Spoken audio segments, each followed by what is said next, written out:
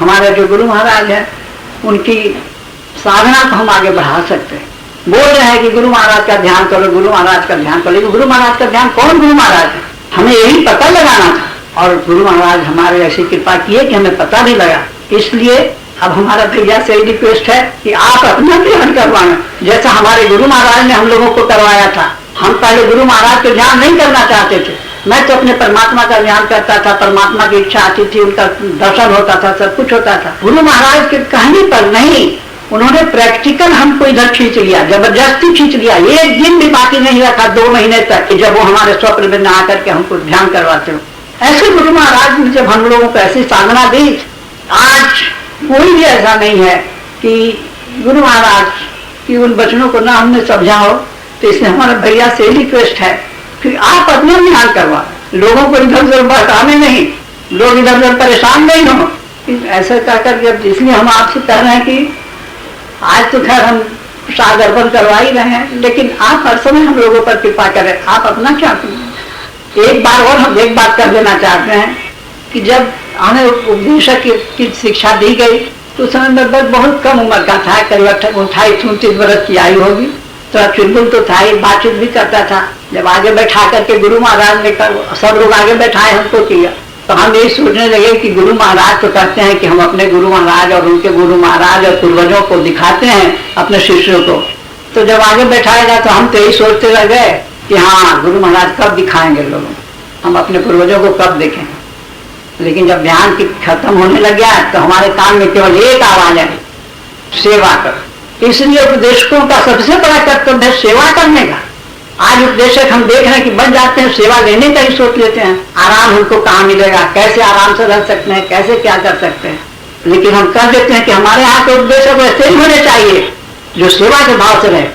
हर जगह हम लोग को बैठाया जाता था अलग अलग, एक लाइन से नहीं कि जितने उपदेशक आके बैठ गए, सब अलग अलग बैठते थे। गुरु महाराज का कहना था कि तुम अलग अलग बैठोगे तभी सेवा कर सकते हो, कहाँ पर क्या हो रहा है उसका ज्ञान हो सकता है। लेकिन उनके कहने पर भी सेवा की भाव तो आई। तब हमने गुरु महाराज को एक पत्र लिखा, अब आप ये बताइए कि हमको आपने जो कहा कि उपदेशक बोला तो हम क्या करेंगे। जो नए साधक आएंगे उनको तो आपकी क्रिया बता देंगे, उसके बाद हमको क्या करना है, उनके प्रति क्या करना होगा, हमारे लिए क्या करना है। उस समय गुरु महाराज कलकत्ता आने वाले थे, कहा कि हम जब आएंगे तो बता देंगे। आए, हम भी सोचने लगे कि बता देंगे, लेकिन उन्होंने बताया नहीं। उसके बाद वहां से लौटे तो सत्येंद्र भैया को कह लिए, मानी कवि को कहा जाता है बिहारी, कि तुम जाके बता देना जगन्नाथ को कैसे साधन की जाए। आए हमसे कहे कि काका मालूम ना हुआ कैसे साधन करावे का चाहिए, मतलब कि आपको मालूम नहीं कैसे साधन कराना चाहिए। हमने कहा कि देखिए सुने तो पढ़े हैं बहुत किताबें, लेकिन जब तक गुरु महाराज हमको नहीं कहेंगे कैसे कराना चाहिए तब तक हम कुछ नहीं करें।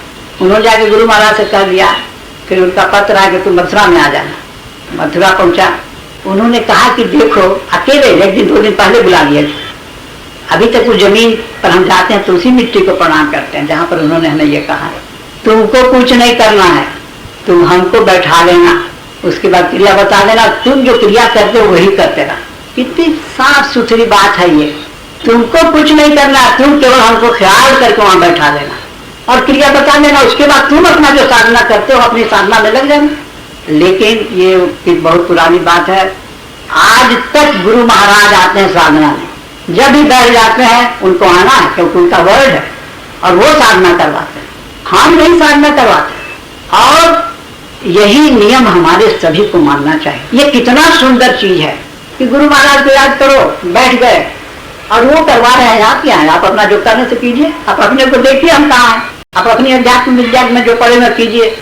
लेकिन ऐसे होते होते जब देखता है मनुष्य, उनकी ऐसी कृपा होने लगती है, ऐसी कृपा होने लगती है कि सब काम वो करवा दे।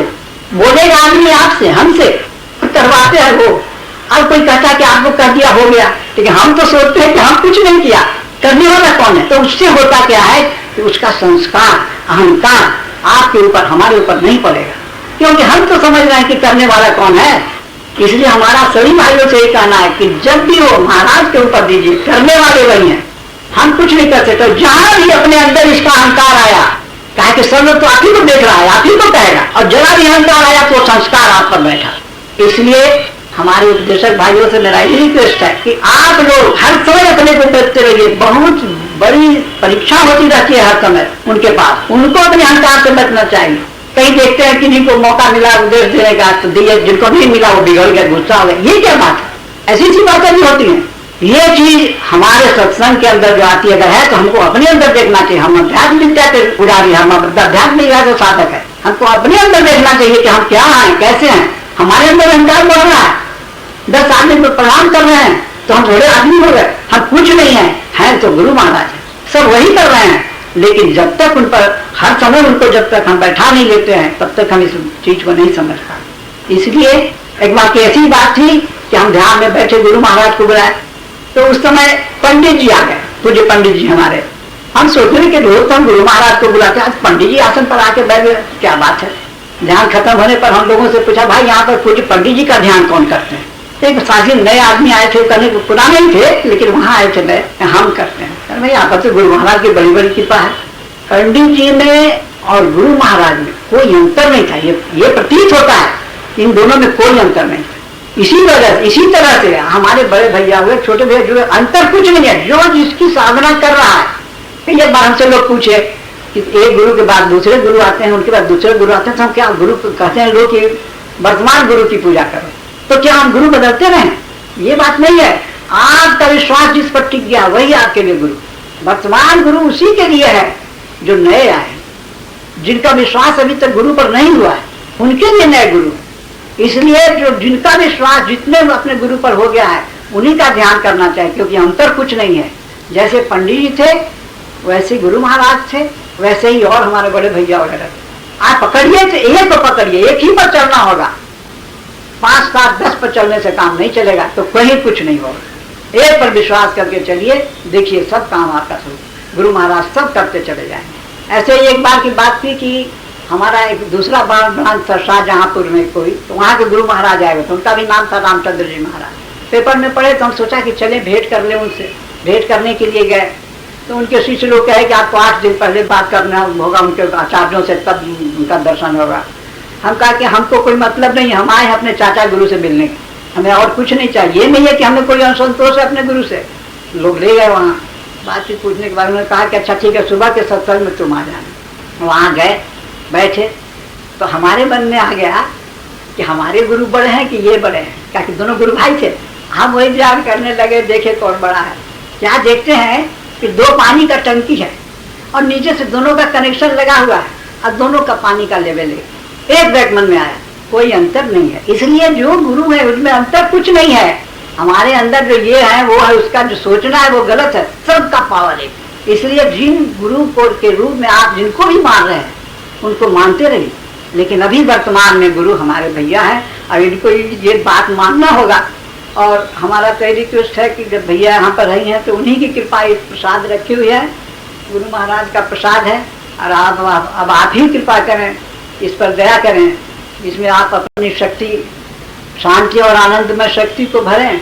और हम सब भाइयों पर भी दया करें कि हम जिस तरह से यहाँ आए हैं हमारे अंदर भी इटर्नल पीस एंड हैप्पीनेस, शांति और आनंद जो सब समय रहती है वो हमारे ऊपर भी बरसती रहे। बस इसी के साथ प्रार्थना है कि भैया